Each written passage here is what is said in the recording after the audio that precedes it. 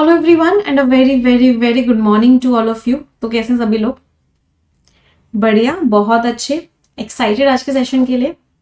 I hope yes सभी लोग super duper excited हैं आज के सेशन के लिए। चलिए ग्रेट। सो आज का सेशन स्टार्ट करते हैं and a very very very good morning to all of you. एक छोटी सी प्रेयर के साथ आज का सेशन स्टार्ट करेंगे। Dear God, dear universe, please help me stay focused, please help me learn and understand better, please help me stay away from all the distractions, please help me maintain a very positive attitude। 30 seconds के लिए सभी लोग अपने मन में सोचेंगे जो आप जिंदगी में चाहते हैं। Please think about it for 30 seconds।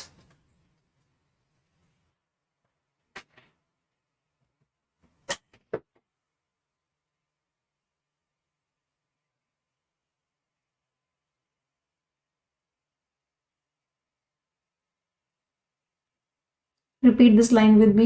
Dear God, dear universe, please help each and every one of us get what we want in life। Start करें।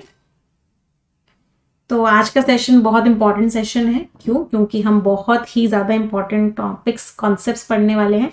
एक सेकंड दो मुझे, मैं जरा ना टेलीग्राम पे मैसेज करता हूँ सभी को। ग्रंथ बैच स्टार्टेड, प्लीज ज्वाइन। ठीक है,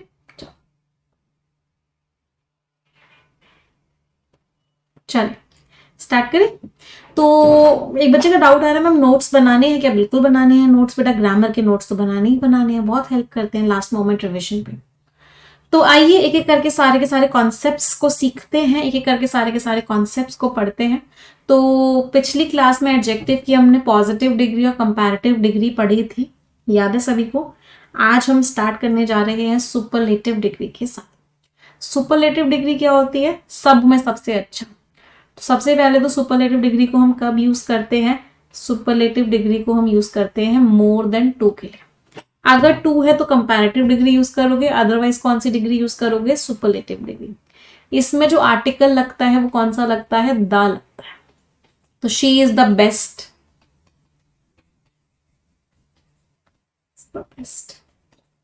it is the largest ocean in the world. ये जो है लार्जेस्ट ओशियन है दुनिया का। It is the most beautiful place, ये सबसे ज्यादा सुंदर जगह है। तो हमने कौन सा आर्टिकल यूज किया इन सब में? अगर आप देख रहे हो तो हमने सब में आर्टिकल द यूज किया। अच्छा, अब एक चीज बहुत सारे बच्चे ना यहाँ पे गलती करते हैं। बहुत सारे बच्चों को लगता है कि जब भी मोस्ट लगा हुआ होगा उससे पहले हमेशा आर्टिकल द ही आएगा। ऐसा नहीं है। एक तो मोस्ट का मतलब होता है कि हम सुपरलेटिव डिग्री की बात करें, सबसे ज्यादा की बात करें, इस बात को स्टार मार्क करके लिखेगा। एक मोस्ट का मतलब मैनी भी होता है। एक मोस्ट का मतलब क्या होता है? मैनी भी होता है, बहुत सारे भी होता है।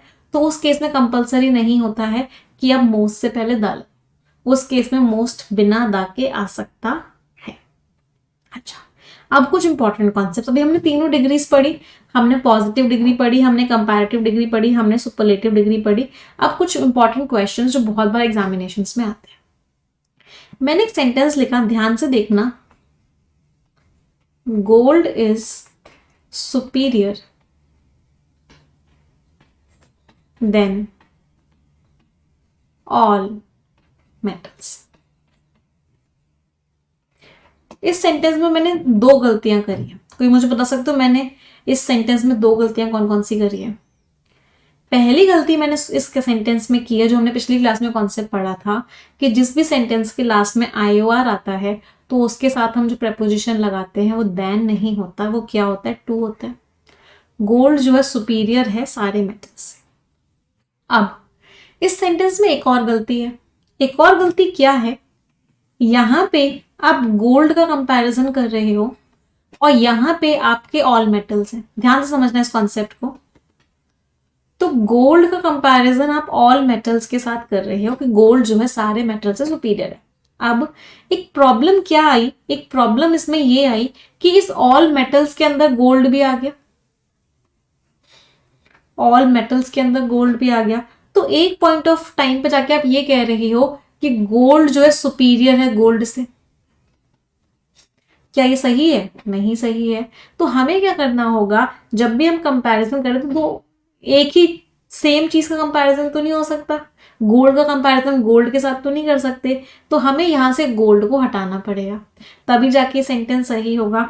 तो हम क्या करेंगे, इस गोल्ड को हटाने के लिए हम यहाँ पे लिख देंगे ऑल अदर मेटल्स। तो gold is superior to all other metals. Gold जो है सुपीरियर है बाकी मेटल्स से। कोई परेशानी किसी को भी? चलो, मैंने एक और सेंटेंस लिखा, डायमंड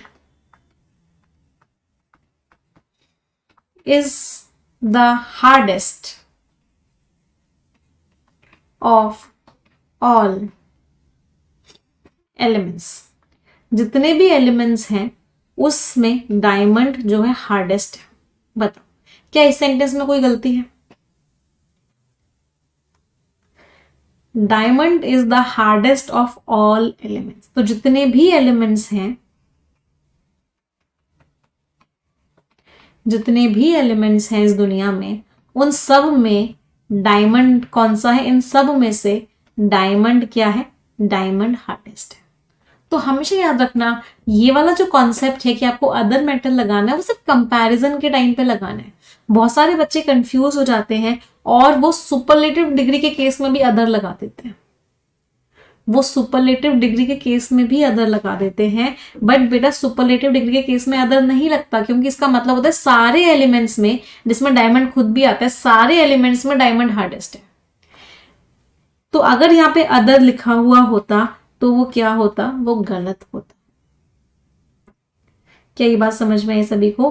तो सब में से ये अच्छा है, तो सब में तो सब आएंगे ही आएंगे, लेकिन अगर दो को कंपेयर करोगे तभी अदर लिखने की जरूरत है। कंपैरिजन होगा तभी अदर लिखोगे। यहाँ पे कंपैरिजन है ही नहीं, यहाँ पे कंपैरेटिव डिग्री है ही नहीं, यहाँ तो सुपरलेटिव डिग्री थी। तो ये गलती बहुत सारे बच्चे करते हैं, इसलिए मैंने इस चीज को हाईलाइट करके बताया है। कुछ एग्जाम्पल से और देख लेते हैं जिन लोगों को नहीं समझ में आया। मैंने एग्जाम्पल लिखा, मुझे बताने सही है या गलत है। This city is more attractive than all cities. बताओ। एक और सेंटेंस मैंने लिखा, this city is the most attractive of all cities. अब इसमें गड़बड़ क्या थी? ये जो शहर है, बाकी शहरों से तो कंपेयर करोगे, इस शहर को कंपैरिजन कर रहे हो, तो इस शहर का बाकी शहरों से कंपैरिजन करोगे, तो बाकी शहर के लिए क्या लिखना पड़ेगा? ऑल अदर सिटीज, या फिर एनी अदर सिटी भी कर सकते हो। तो ये इसमें अदर लगाना पड़ेगा, इसमें अदर लगाने की जरूरत नहीं है। ये अपने आप से, this city is the most attractive of all cities. जितने भी शहर है उन सब में सबसे अट्रैक्टिव ये है। तो सुपरलेटिव डिग्री के केस में अदर नहीं लगाते हैं, कंपैरेटिव डिग्री के केस में जब कंपैरिजन हो रहा होता है तब अदर लगाते हैं। Now is the concept clear? क्या आप सभी को कॉन्सेप्ट क्लियर है? चलो आ जाते हैं आगे, लेट्स मूव ऑन। अब बहुत सारे छोटे छोटे कॉन्सेप्ट्स हैं एडजेक्टिव्स चैप्टर में, जो कॉन्सेप्ट्स को हम एक एक करके पढ़ेंगे। बहुत ध्यान से समझिएगा। पहला कॉन्सेप्ट है ये, मतलब मैंने वो सारे कॉन्सेप्ट्स इन्वॉल्व किए जहां जहां से आपके एग्जामिनेशन में क्वेश्चन बन सकता है। हमेशा याद रखना, जब भी ऑफ द टू लगाओ, उस केस में, टू के केस में हमेशा याद रखना, कभी भी सुपरलेटिव डिग्री गलती से भी यूज मत कर देना। जब भी टू के साथ कंपैरिजन हो रहा होता है, दो लोग इन्वॉल्व होते हैं, तो हमेशा कौन सी डिग्री आती है? हमेशा कंपैरेटिव डिग्री ही आती है। तो ऑफ द टू स्टूडेंट्स था, तो हमने क्या लिखा? She is the better of the two students. अगर यहाँ पे टू को हटा देते तो हम क्या लिखते? Best. She is the best of all the student, of all students. लेकिन जैसे ही मैंने टू लिख दिया तो मुझे बेस्ट की जगह क्या लिखना पड़ा? बेटर लिखना पड़ा। क्या कॉन्सेप्ट नंबर 1 आज की क्लास का क्लियर है? यस, 3 होगा तब भी बेस्ट आएगा। अगला नेक्स्ट कॉन्सेप्ट जो कि बहुत इंपॉर्टेंट कॉन्सेप्ट है, इसको कॉन्सेप्ट को डबल स्टार मार के लिखिएगा। बहुत सारे वर्ड्स ऐसे होते हैं जिनकी कोई कंपैरेटिव या कोई सुपरलेटिव या कोई पॉजिटिव डिग्री नहीं होती। बहुत सारे वर्ड्स ऐसे होते हैं जिनकी कोई कंपैरेटिव या सुपरलेटिव या कोई पॉजिटिव डिग्री नहीं होती, वो वर्ड्स अपने आप में ही पूरे होते हैं। मतलब इन शब्दों के आगे ना ही आप मोर लगा सकते हो, ना ही आप मोस्ट लगा सकते हो। कभी भी मोर या मोस्ट नहीं लगा सकते। और सबसे ज्यादा एग्जाम में जो क्वेश्चन आता है वो आता है यूनिक का, सबसे ज्यादा एग्जामिनर का फेवरेट वर्ड है। तो मोर यूनिक लिखाओ, this is the most unique book. Most unique लिखाओ, सबसे ज्यादा यूनिक। मोस्ट परफेक्ट लिखाओ, she is the most perfect person I have ever met. More entire लिखाओ, more impossible, more full, more extreme, ऐसा कुछ भी लिखाओ तो वो सारे के सारे क्या होते हैं, वो सारे के सारे गलत होते हैं। इन शब्दों के आगे कभी भी मोर या मोस्ट नहीं लग सकता, क्योंकि इनका मतलब है अपने आप में ही सबसे अच्छा है, तो कोई डिग्री की जरूरत ही नहीं है। डिग्री लगाना क्या हो जाता है, एक्स्ट्रा हो जाता है। और एक्स्ट्रा को हम क्या बोलते हैं, एक्स्ट्रा को हम बोलते हैं सुपरफ्लुअस। सुपरफ्लुअस का मतलब क्या होता है, एक्स्ट्रा हो जाना। समझ आया? तो कुछ एग्जाम्पल्स दे रखे हैं, मुझे इन दोनों एग्जाम्पल्स को ठीक करके बताओ।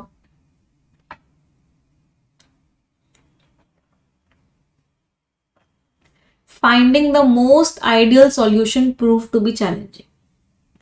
तो सबसे ज्यादा आइडियल सॉल्यूशन निकालना चैलेंजिंग था। द मोस्ट आइडियल नहीं, finding an ideal solution. Ideal के साथ मोस्ट या मोर नहीं लग सकता। Ideal means best of the best. Love is often seen as the most universal motion. Universal के साथ love is often seen as a universal emotion. तो इन शब्दों के साथ कभी भी मोर या मोस्ट नहीं लगता। क्लियर है कॉन्सेप्ट? एंड नहीं आएगा, अ आएगा। यूनिवर्सल, यू या की साउंड है, कॉन्सोनेंट की साउंड है, तो क्या लगेगा, आ लगेगा। चलो अगला ठीक करो।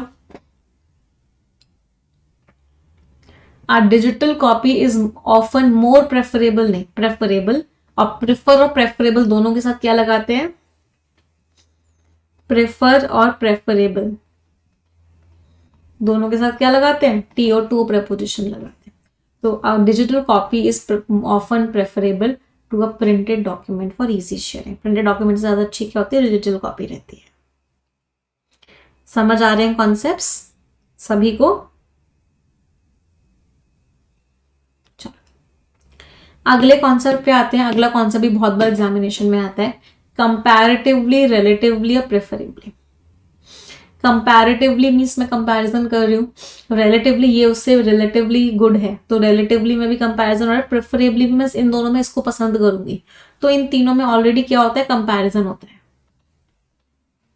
तो जब भी ये तीनों वर्ड्स लिखे हो और कंपैरिजन हो रहा हो, हमेशा याद रखना कभी भी कंपैरेटिव डिग्री नहीं आएगी। कौन सी डिग्री ऑफ एडजेक्टिव आता है, पॉजिटिव डिग्री ऑफ एडजेक्टिव आता है, क्योंकि कंपैरिजन तो ऑलरेडी हो रहा है, तो कंपैरेटिव डिग्री क्यों लगानी है भाई। तो इस सेंटेंस को ठीक करो।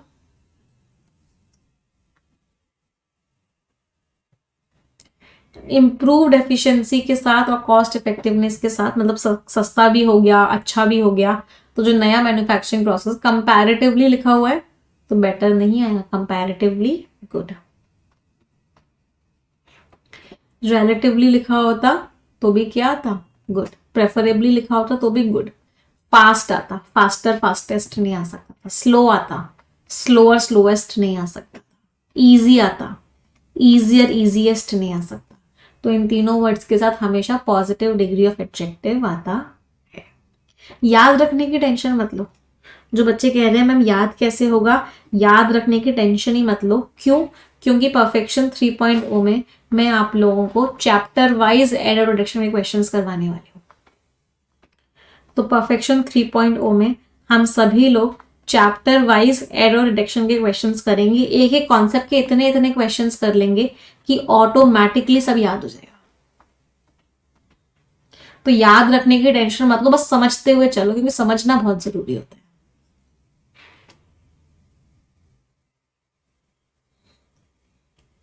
चलो अगला, इन तीनों क्वेश्चंस को ठीक करो।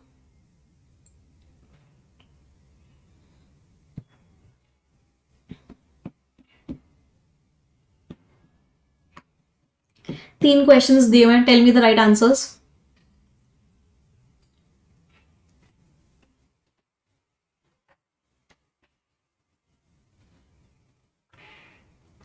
The river at this point, इस पॉइंट पे जो रिवर है is relatively wide, positive degree आएगी। Then the one we crossed upstream, यहां पे ज्यादा चौड़ी रिवर है, वहां पे उतनी चौड़ी नहीं थी। यूनिवर्स के पूरे स्कोप में हमारा प्लैनेट जो है क्या है, रिलेटिवली स्मॉल है। आई वुड प्रेफरेबली चूज, मैं क्या चूज करूंगी, क्वाइट बीच पे जाऊंगी वेकेशन के लिए, बिजी सिटी में नहीं जाऊंगी, क्वाइट। क्लियर। मैम 2.2 खत्म हो गया क्या? नहीं बेटा, 2.2 खत्म नहीं हुआ है, परफेक्शन खत्म नहीं होता है, इस बात को समझना। परफेक्शन उस दिन तक खत्म नहीं होगा जिस दिन तक आपका सिलेक्शन नहीं हो जाता। ये तो सिर्फ नए नए नाम है, 1.0, 2.0, 3.0, ये सिर्फ नए नए नाम है। परफेक्शन उस दिन तक चलेगा जिस दिन तक आपका सिलेक्शन नहीं होता। आपको उस दिन तक रेगुलर क्लासेस करनी है, तो ये मत सोचना खत्म हो गया है।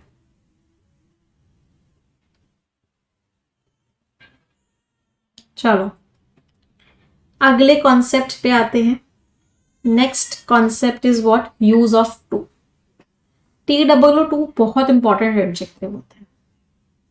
चलो इनफैक्ट इसको हम एडवर्ब की तरह भी यूज करते हैं। जब हम एडवर्ब वाला टॉपिक पढ़ेंगे तब मैं इसका एडवर्ब का यूसेज भी बताऊंगी, और इसको हम एडजेक्टिव की तरह भी यूज करते हैं। इनफैक्ट जब इसको एडजेक्टिव की तरह यूज करते हैं, इसके आगे एक और वर्ड ऐड करते हैं, वो होता है मच। चलो पहले एक करके समझते हैं। सबसे पहली चीज तो यहाँ पे दो सेंटेंसेस मैंने लिखे हुए हैं, दोनों सेंटेंसेस गलत है। सबसे पहले इन दोनों सेंटेंसेस को ठीक करते हैं। तो जब भी इस तरह का कॉम्बिनेशन लगाते हैं तो हम TOO के साथ क्या लगाते हैं, TO2। इसका मीनिंग क्या होता है, इतना कि नहीं। और अगर हम सो यूज करते हैं तो सो के साथ हम क्या लगाते हैं, दैट। इसका मीनिंग होता है इतना कि। समझना, मीनिंग समझना मैं क्या कहने की कोशिश कर रही हूं। मैंने लिखा है बाहर इतनी गर्मी है कि मैं घूम नहीं सकती। The weather is too hot, या मैं एंजॉय नहीं कर पा रही, टू एंजॉय। वेदर इतना गर्म है कि मैं एंजॉय नहीं कर सकती, तो नहीं जो है इस पेयर में अपने आप आ जाता है। चलो अब यही मैंने सो से लिखना होता, अब मुझे नहीं लगाना पड़ेगा। The weather is so hot that I can not enjoy, कि मैं एंजॉय नहीं कर पा रही, वेदर इतना ज्यादा गर्म है। तो समझ में आ रहा है, नॉट लिखना पड़ेगा अगर आप सो और दैट लगाओगे। अगर आपने टू और टू लगाया तो नॉट लिखने की जरूरत नहीं है, क्योंकि अपने आप में ये नेगेटिव शब्द होता है। तो अब मुझे इस सेंटेंस में गड़बड़ बताओ। The car was too expensive that I could not afford it. Could not आ गया और दैट आ गया, तो यहाँ पे टू नहीं आएगा, यहाँ पे क्या आएगा, सो आएगा। गाड़ी इतनी महंगी थी कि मैं उसे अफोर्ड नहीं कर पा रही थी। अगर इसी सेंटेंस को मुझे टू और टू से लिखना होता तो मैं इस सेंटेंस को कैसे लिखती, the car was too expensive to afford. गाड़ी इतनी महंगी थी कि मैं अफोर्ड नहीं कर पा रही थी। चलो the problem was so complicated that I couldn't solve it. Problem इतनी कॉम्प्लिकेटेड थी कि मैं सॉल्व नहीं कर पा रही थी। इसी सेंटेंस को मुझे वैसे लिखना होता तो मैं कैसे लिखती, the problem was too complicated to solve. Problem उतनी कॉम्प्लिकेटेड थी कि मैं सॉल्व नहीं कर पा रही थी। तो एक तो टू और सो और दैट का रोल ये होता है। इस रोल में कोई प्रॉब्लम किसी को नहीं, इट नहीं आएगा, ऑलरेडी कार लिख दिया तो दोबारा इट लिखने की जरूरत नहीं है। अगला आता है टू मच का यूज। इसको बहुत ध्यान से समझना। दो तरह के हमारे फ्रेजेस होते हैं। एक होता है टू मच और एक होता है मच टू। ये जो टू मच होता है ये एडजेक्टिव का रोल प्ले करता है। किसका रोल प्ले करता है ये टू मच? ये जो टू मच होता है ये एडजेक्टिव का रोल प्ले करता है।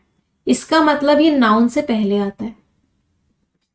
टू मच किससे पहले आता है? हमेशा टू मच आपको हमेशा नाउन से पहले लगाना पड़ेगा।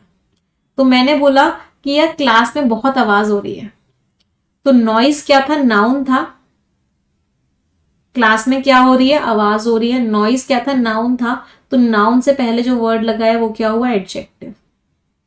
तो टू मच क्या है? एडजेक्टिव। क्या ये बात दिख कर? यार चाय में ना बहुत चीनी है, तो सेंटेंस क्या बनेगा?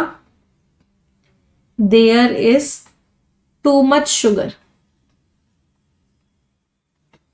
इन द टी। तो चाय में क्या है? बहुत चीनी है भाई। तो शुगर क्या था? शुगर नाउन था। तो नाउन के बारे में जो वर्ड बता रहा था वो क्या हो गया? एडजेक्टिव हो गया। कोई परेशानी किसी को टू मच में? अभी हमने मच टू नहीं पढ़ा, टू मच पढ़ा है। चलो, तो टू मच हमेशा किसी ना किसी नाउन के बारे में बताएगा, जबकि जो मच टू होता है वो किसके बारे में बताता है? मच टू आपको वो एडजेक्टिव के बारे में बताता है। मच टू किसके बारे में बताता है? मच टू आपको एडजेक्टिव के बारे में बताता है। अभी हम आगे पढ़ेंगे, जो शब्द एडजेक्टिव के बारे में बताता है उस शब्द को क्या बोलते हैं? एडवर्ब बोलते हैं। तो जो भी शब्द एडजेक्टिव के बारे में बताता है वो एडवर्ब होता है। इसका मतलब मच टू क्या है? मच टू एडवर्ब है। तो यार बाहर बहुत गर्मी है, वेदर बहुत हॉट है, तो वेदर नाउन था। ध्यान से देखना, वेदर कैसा है? हॉट है। तो वेदर के बारे में जो वर्ड बता रहा है हॉट, वो क्या हो गया? एडजेक्टिव हो गया। अब कितना हॉट है? बहुत हॉट है। तो एडजेक्टिव के बारे में जो वर्ड बताता है वो क्या होता है? एडवर्ब होता है। तो मच टू क्या हो गया? एडवर्ब हो गया। इस चीज को बहुत ध्यान से समझना। पार्ट्स ऑफ स्पीच आइडेंटिफिकेशन में भी बहुत हेल्प करेगा ये कॉन्सेप्ट। तो वेदर नाउन, वेदर कैसा है? हॉट। तो वेदर के बारे में जो वर्ड बताता है वो एडजेक्टिव हुआ। हॉट कितना हॉट है? बहुत हॉट है। तो एडजेक्टिव के बारे में जो वर्ड बताता है वो एडवर्ब होता है। तो मच टू आपका क्या हो गया? मच टू आपका एडवर्ब हो गया। तो क्या मैं कह सकती हूँ मच टू आपका एडजेक्टिव से पहले आएगा, जबकि टू मच आपका नाउन से पहले आएगा। तो मच टू क्या है? एडवर्ब है। और ये किससे पहले आएगा? ये आपका एडजेक्टिव से पहले आएगा। कोई परेशानी किसी को? Movie was much too long, movie बहुत लंबी थी। तो मूवी नाउन है। नाउन के बारे में जिस वर्ड ने बताया वो एडजेक्टिव। वह मूवी कैसी थी? लंबी थी। तो लॉन्ग क्या हो गया? एडजेक्टिव हो गया। एडजेक्टिव के बारे में जिस वर्ड ने बताया वो क्या हो गया? एडवर्ब हो गया। तो मच टू क्या हो गया? एडवर्ब हो गया। क्लियर सभी को? अब मैं आपको दो सेंटेंस दे रही हूं, मुझे बताना वहां पे टू मच आएगा या मच टू आएगा। तो मैंने एक सेंटेंस लिखा, इट इज डैश बोरिंग। ये बहुत बोरिंग है। देयर आर या there is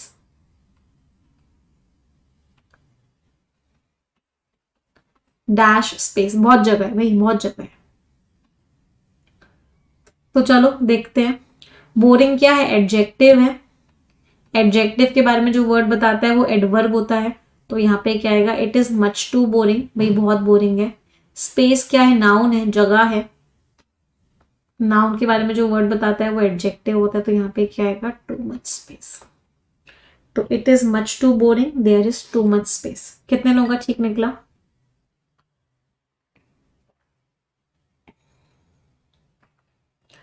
I hope many of you समझ आया कॉन्सेप्ट। चल अगले पर आते हैं। नेक्स्ट कॉन्सेप्ट है इनफ का। इनफ का भी सेम कॉन्सेप्ट है, ध्यान से समझेंगे। इनफ दोनों रोल प्ले करता है। जिन लोगों को पिछले वाले में नहीं आया इस वाले में और क्लियर हो जाएगा। इनफ एक एडजेक्टिव भी होता है और इनफ एक एडवर्ब भी होता है। इनफ क्या होता है? इनफ एक एडजेक्टिव भी होता है और इनफ क्या होता है, इनफ एक एडवर्ब भी होता है। मतलब एडजेक्टिव किसके बारे में बताता है, अभी बताया मैंने, बताओ एडजेक्टिव किसके बारे में बताता है, नाउन के बारे में बताता है। तो इनफ नाउन के बारे में भी बताएगा। और एडवर्ब किसके बारे में बताता है, एडवर्ब एडजेक्टिव के बारे में बताता है। तो इसका मतलब इनफ जो है एडजेक्टिव के बारे में भी बताएगा। जब ये नाउन के बारे में बताएगा, ये नाउन से पहले आएगा, इनफ प्लस नाउन होगा। और जब ये एडजेक्टिव के बारे में बताएगा, ये एडजेक्टिव के बाद में आएगा, एडजेक्टिव के बाद में आएगा, मतलब एडजेक्टिव प्लस इनफ होगा। कॉन्सेप्ट को समझते हैं कुछ एग्जांपल्स की हेल्प से। मैं जरा फोन साइलेंट कर लेती हूँ, एक सेकेंड। हाँ, तो देखो कॉफी इज हॉट, ध्यान से देखना, हॉट क्या है, हॉट एडजेक्टिव है। तो मैंने क्या बोला, अगर एडजेक्टिव के बारे में बताएगा तो एडजेक्टिव के बाद आएगा, तो इसलिए हमने इनफ को बाद में लिखा। The weather is cold enough, cold भी एडजेक्टिव था। मैंने क्या बोला, जब भी एडजेक्टिव के बारे में बताएगा एडजेक्टिव के बाद आएगा, इसलिए मैंने इनफ को बाद में लिखा। तो the coffee is hot enough for me to enjoy, coffee बहुत गर्म है यार मेरे लिए एंजॉय करने के लिए, मतलब मैं एंजॉय नहीं कर पा रही। Weather is cold enough, weather बहुत ठंड है, किस चीज के लिए, to warrant wearing a coat, कि क्या पहनना पड़ेगा, कोट पहनना पड़ेगा। तो बहुत बहुत ठंडा है वेदर। तो समझ में आ रहा है, जब भी एडजेक्टिव होगा एडजेक्टिव के बाद में आता है ना। तो अगर मैंने आपको एक सेंटेंस दिया, मुझे बताना इस सेंटेंस में गड़बड़ क्या है। मैंने लिखा शी इज इनफ ब्यूटिफुल,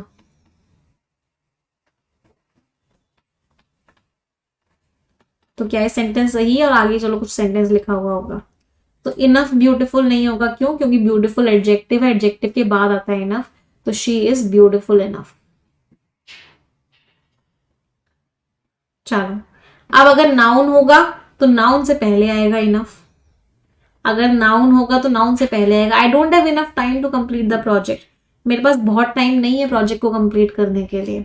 तो टाइम नाउन था, तो नाउन के केस में नाउन से पहले आएगा। There isn't enough milk for everyone to have a second cup, इतना दूध नहीं है भाई कि दूसरा हर कोई 2-2 कप कॉफी पी ले, दूसरा कप ले ले। तो मिल्क नाउन था, नाउन से पहले आया।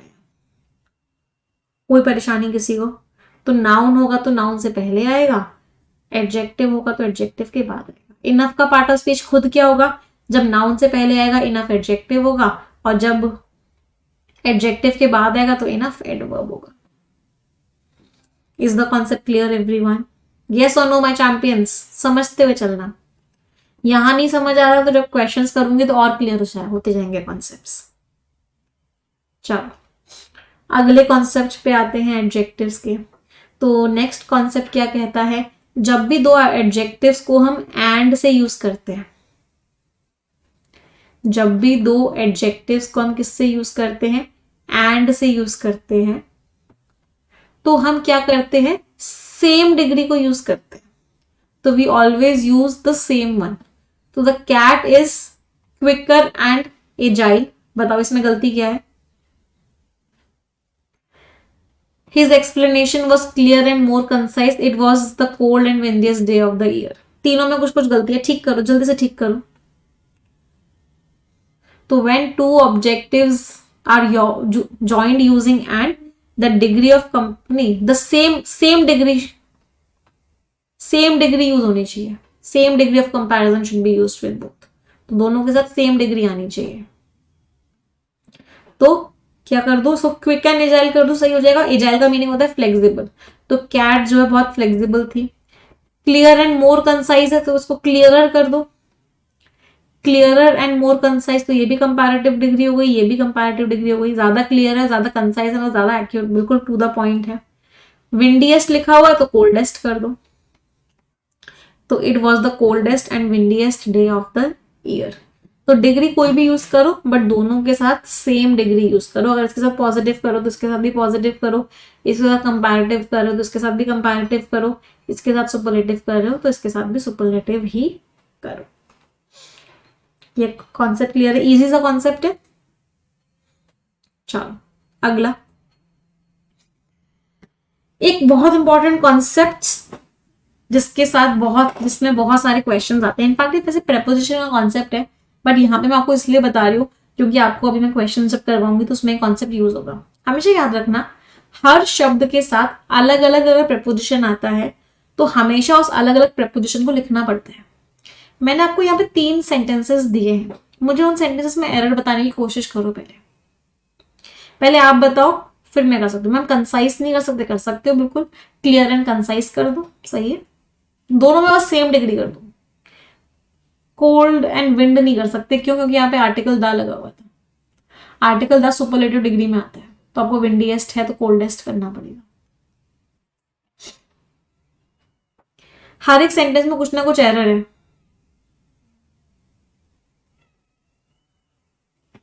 शी इज फॉन्ड के साथ क्या लगता है? ऑफ लगता है। फॉन्ड से जो प्रपोजिशन लगता है वो ऑफ लगता है। तो she is fond of but not reliant on her smartphone. उसे अपने फोन का वो बहुत इंटरेस्ट है, लेकिन वो डिपेंडेंट नहीं है अपने स्मार्टफोन। अपने फोन से बहुत प्यार करती है बट वो डिपेंडेंट नहीं है। तो फॉन्ड का ऑफ यहाँ पे गायब था। तो हर एडजेक्टिव अपने साथ का प्रपोजिशन लेता है। The athlete is known not accustomed to extreme training. तो एथलीट को जाना जाता है कि वो बहुत ट्रेनिंग करता है, नोन फॉर, हालांकि उसको आदत नहीं है, अकस्टम्ड नहीं है ट्रेनिंग की, लेकिन उसको उस चीज के लिए जाना जाता है। ही इज इंटरेस्टेड इन, उसको इंटरेस्ट है नए प्रोजेक्ट को ज्वाइन करने में, हालांकि वो क्या है? हेजिटेंट है, वो थोड़ा सा झिझक रहा है नए प्रोजेक्ट को ज्वाइन करने में। तो हमेशा याद रखना, एडजेक्टिव का प्रपोजिशन जरूर चेक करना जब भी एरर डिटेक्शन के क्वेश्चंस करो, कि कहीं उस एडजेक्टिव का प्रपोजिशन वहां से गायब तो नहीं है। अगर गायब है तो इसका मतलब क्या है? वहां पे एरर है। मैम नोन के आगे टू नहीं आएगा, आप आगे का पढ़ते ही नहीं हो, प्रॉब्लम तो यही है बेटा। नोन टू समवन होता है, आप किसी को जानते हो तो you are known to someone. Training को आप जानते हो, मतलब कोई आपको जानता है तो नोन टू होता है। ट्रेनिंग आपको जानती है, आगे का जरूर पढ़ा करो, आप ट्रेनिंग के लिए जाने जाते हो। तो known for something,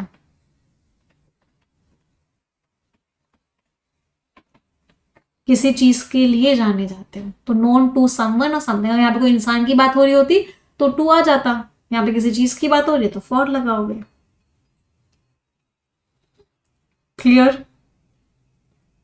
warrant means guarantee लेना। चलो अगले पर आते हैं, अगले कॉन्सेप्ट पे आते हैं एडजेक्टिव्स के। जब भी हम दो एडजेक्टिव्स को कंपेयर करते हैं, so whenever we compare two adjectives, हमेशा याद रखना दो एडजेक्टिव्स को कंपेयर कर रहे हैं तो कभी भी हम कंपैरेटिव डिग्री नहीं लगाते, हम बस मोर वर्ड लगाते हैं और उसके आगे हम पॉजिटिव डिग्री लगाते हैं। ये कॉन्सेप्ट से पता नहीं कितनों बार एग्जाम में क्वेश्चन आ चुका है। तो जब भी हम दो एडजेक्टिव्स को कंपेयर करते हैं, हम क्या लगाते हैं? मोर लगाते हैं और पॉजिटिव डिग्री लगाते हैं। इस सेंटेंस को ठीक करो। She is braver than cautious in facing challenges. तो ब्रेवर नहीं आएगा, क्या आएगा? मोर और फिर पॉजिटिव डिग्री ब्रेव। वो केयरफुल होने से ज्यादा ब्रेव है, वो बुद्धिमान होने से ज्यादा क्लेवर है। More clever than wise. Ice cream जो है क्रीमी होने से ज्यादा पतली है, तो was more thin than creamy. तो जब भी आप दो एडजेक्टिव्स को कंपेयर करोगे तो आप हमेशा मोर के साथ क्या लगाओगे? मोर के साथ पॉजिटिव डिग्री लगाओगे। कोई दिक्कत?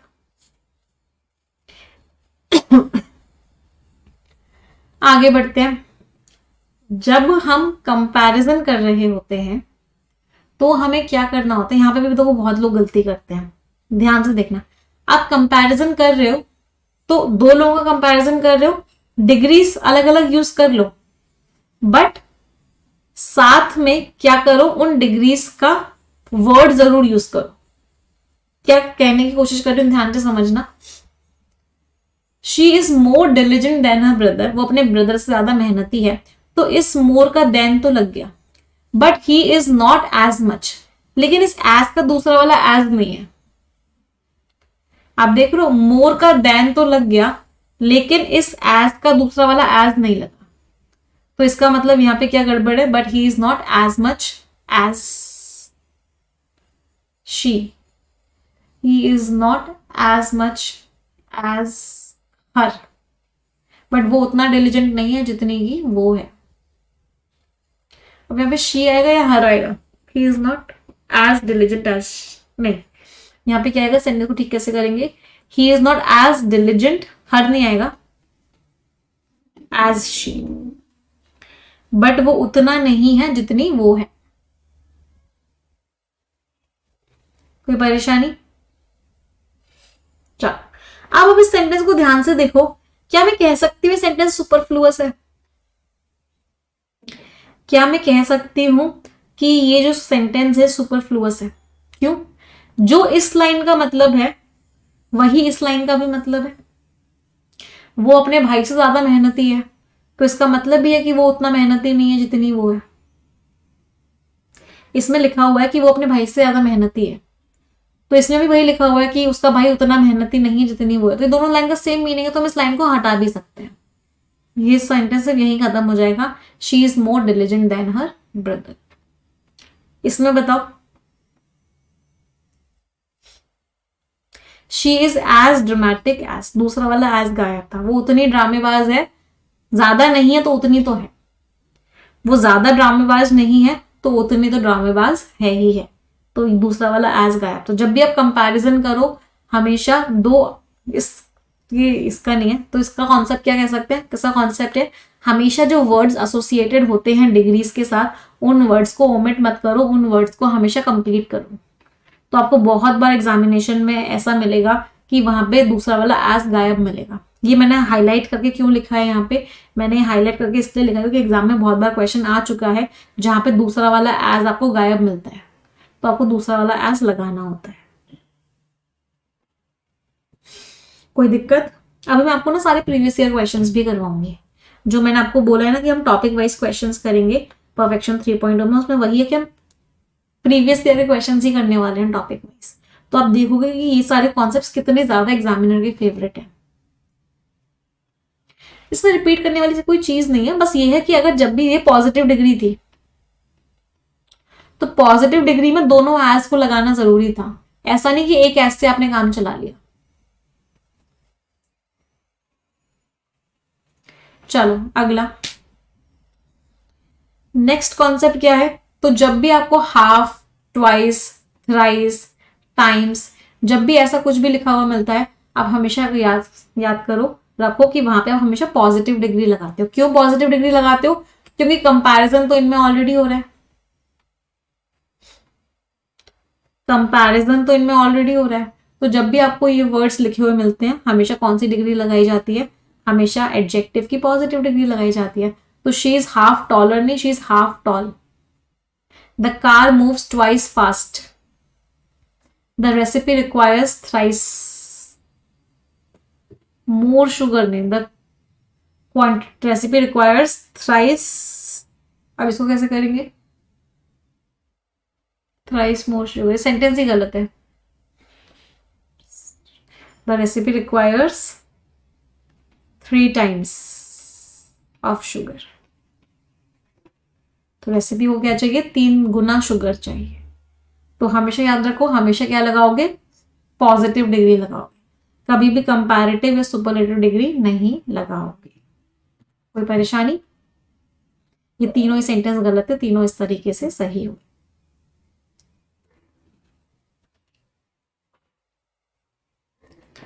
अगला, अच्छा अब यहाँ पे ना एक मॉडर्न इंग्लिश, ये जो कॉन्सेप्ट थे ओल्ड इंग्लिश के थे, अब एक मॉडर्न इंग्लिश का एक कॉन्सेप्ट और आया।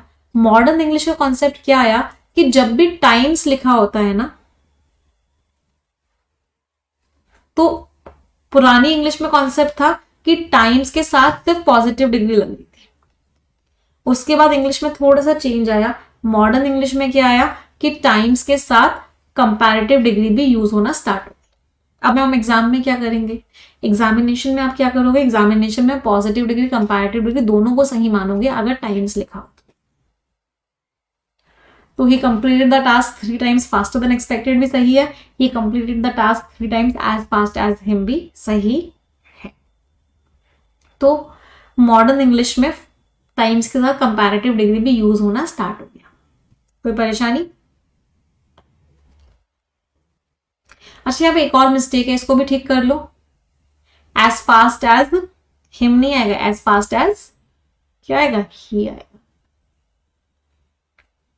प्रोनाउन का कॉन्सेप्ट, कंपैरिजन हो रहा हो जब भी, हमेशा सब्जेक्टिव केस का सब्जेक्टिव केस के साथ होता है।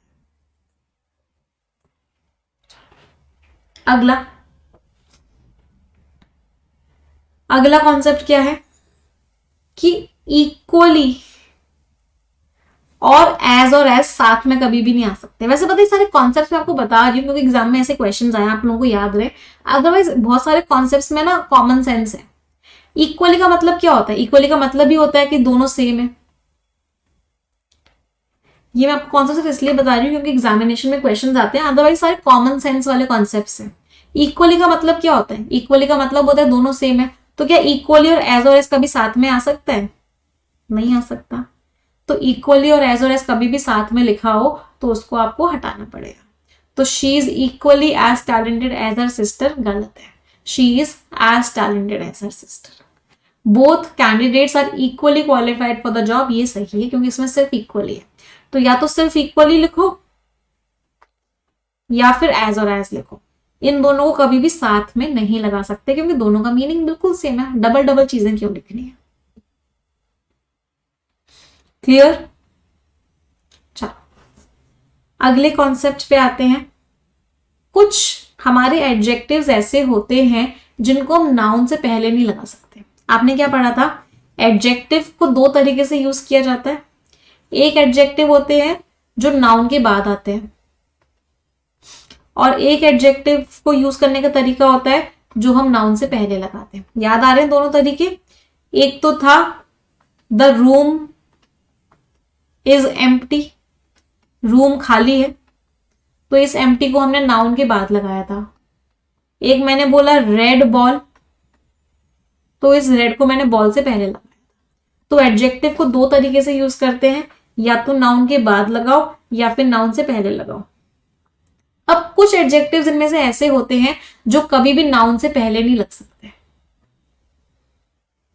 कुछ एडजेक्टिव्स कैसे होते हैं जो कभी नाउन से पहले नहीं लग सकते। कौन कौन से वो एडजेक्टिव्स हैं, अलोन, तो अलोन गर्ल गलत है, अगर कहीं लिखा हुआ हो अलोन गर्ल गलत है। अफ्रेड मैन लिखा हो कहीं भी गलत है। अपसेट मैन लिखा हो कभी भी गलत है। अस्लीप चाइल्ड कभी भी लिखा हो गलत है।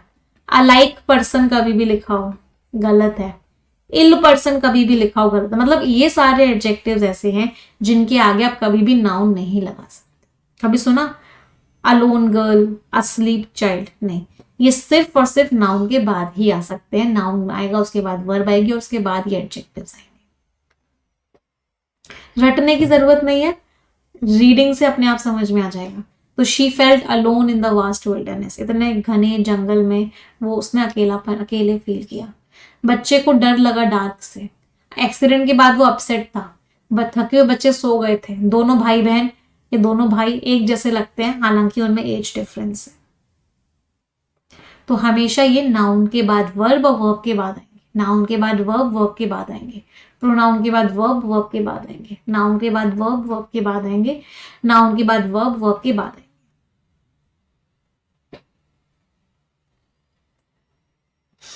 अगला, चलो अगला क्या है, ये तो अभी हमने पढ़ ही लिया था। जब भी ऑफ द टू लिखा हो तो हम वहां पे देन में क्या लगाते हैं, ऑफ लगाते हैं। She is the taller of the two, the red shirt is the brighter of the two, the diamond ring is the more expensive of the two options. तो जब भी आर्टिकल द लगा हो, ऑफ द टू हो, तो हम comparative degree लगाते हैं यहाँ पे। She is the taller of the two, she is the more beautiful of the two, the diamond ring is the more expensive of the two. किस केस में लगता है, जब आर्टिकल द हो यहाँ पे और यहाँ पे टू लिखा हो। मैम बहुत सारे कॉन्सेप्ट्स हो गए, बस थोड़े से और बचे क्योंकि फिर नेक्स्ट क्लास में ना इसके क्वेश्चंस भी आएंगे डायरेक्टली, जिससे कि आप अगली क्लास तक रिवाइज भी करके आ सको। बस थोड़े से कॉन्सेप्ट्स और। अगला, बहुत सारे बच्चों को लगता है कि जब भी लास्ट में एल वाई लगाओ तो वो एडवर्ब होता है। नहीं, नाउन के साथ एल वाई लगता है तो वो क्या बनाता है, एडजेक्टिव बनाता है। एडजेक्टिव के साथ एल वाई लगता है तो वो क्या बनाता है, एडवर्ब बनाता है। जैसे फ्रेंड एक नाउन है, फ्रेंड के साथ एल वाई लगा तो फ्रेंडली क्या बना, एडजेक्टिव बना। स्लो एक एडजेक्टिव है, एडजेक्टिव के साथ एल वाई लगा तो स्लोली क्या बना, एडवर्ब बना। तो अब फ्रेंडली स्माइल, देख लो स्माइल नाउन है, नाउन के बारे में जो वर्ड बताया वो एडजेक्टिव हुआ, तो फ्रेंडली क्या हो गया, एडजेक्टिव। एक फ्रेंडली स्माइल ने उसका दिन चमका दिया। She greeted her new neighbours friendly, उसने अपने नए नेबर्स को फ्रेंडली तरीके से ग्रीट किया, गलत है, क्या आएगा, इन अ फ्रेंडली मैनर, एक फ्रेंडली मैनर में ग्रीट किया। क्यों, क्योंकि फ्रेंडली एडजेक्टिव है, एडजेक्टिव के बाद नाउन आना जरूरी है, तो फ्रेंडली मैनर। अच्छा मुझे बताओ मैनली कौन सा पार्ट ऑफ स्पीच होगा, कावर्डली क्या होगा, माइजरली मीन्स कंजूस तरीके से, कावर्डली मीन्स डरपोक तरीके से, निगर्डली मीन्स कंजूस तरीके से, तो ये सारे क्या होते हैं। या फिर वीकली क्या होगा, नाउन के साथ एलवाई है सारे के सारे, तो ये सारे के सारे क्या हैं, राइट, ये सारे के सारे एडजेक्टिव्स हैं। डेली क्या होगा, day plus L Y. Monthly क्या होगा, मंथ प्लस एल वाई। तो नाउन के साथ एल वाई है, तो जब भी नाउन के साथ एल वाई होता है तो वो क्या हो जाता है, एडजेक्टिव हो जाता है। तो कावर्डली क्या हो गया, कावर्डली एडजेक्टिव है, कावर्डली एडवर्ब नहीं है। कोई परेशानी। अच्छा आज के लिए ना कॉन्सेप्ट्स का ओवरडोज हो गया है, और मुझे ऐसा लग रहा है मैं आपको और कॉन्सेप्ट्स बताऊंगी तो आप लोग भूल जाओगे, है ना, क्योंकि आगे के कॉन्सेप्ट थोड़े से कॉम्प्लिकेटेड है। अभी तक इजी इजी कॉन्सेप्ट चल रहे थे, अब आगे के कॉन्सेप्ट थोड़े से कॉम्प्लिकेटेड है। ये सारे कॉन्सेप्ट्स हैं जो अभी हमें करने हैं, बट हम इसको अगली क्लास में करेंगे, ठीक है। ये कॉन्सेप्ट्स करने के बाद हम क्या करेंगे, एडजेक्टिव ही ऐसा टॉपिक है जिसमें सबसे ज्यादा कॉन्सेप्ट्स है, और कोई टॉपिक नहीं है जिसमें इतने कॉन्सेप्ट्स हैं। एडजेक्टिव में थोड़ा सा बस झेलना पड़ेगा कॉन्सेप्ट्स को, फिर आगे कॉन्सेप्ट्स कम हो जाएंगे, सो डोंट वरी। तो ये सारे कॉन्सेप्ट्स पढ़ेंगे और उसके बाद हम इतने सारे क्वेश्चंस करेंगे, बट ये सारे क्वेश्चंस हम कब कर पाएंगे, जब हम पूरा का पूरा टॉपिक पढ़ लेंगे, ठीक है। तो हम पूरा का पूरा टॉपिक पढ़ेंगे, उसके बाद ये सारे के सारे कॉन्सेप्ट्स हम करेंगे। मजा आया आज के सेशन में, did you enjoy today session everyone, I hope yes. चलिए सेशन एंड करते हैं। एक मुझे फीडबैक जरूर देना कि आप लोग को क्लासेस में कैसा लग रहा है, इम्प्रूवमेंट हो रहा है, नहीं हो रहा है, कितना इम्प्रूवमेंट हो रहा है। सभी लोग मुझे फीडबैक जरूर देंगे, क्योंकि आपके फीडबैक पे हम बहुत काम करते हैं, और इसी वजह से आज परफेक्शन बैच इस लेवल पे पहुंच चुका है। तो मेक श्योर सभी लोग मुझे फीडबैक जरूर देंगे, और 3 सेंटेंस सभी लोग मिलके बोलेंगे, 1 2 3 and go. English is a very easy language. I am very good at English and I'll definitely get my dream job. Thank you everyone. Bye bye. Take care. Stay blessed and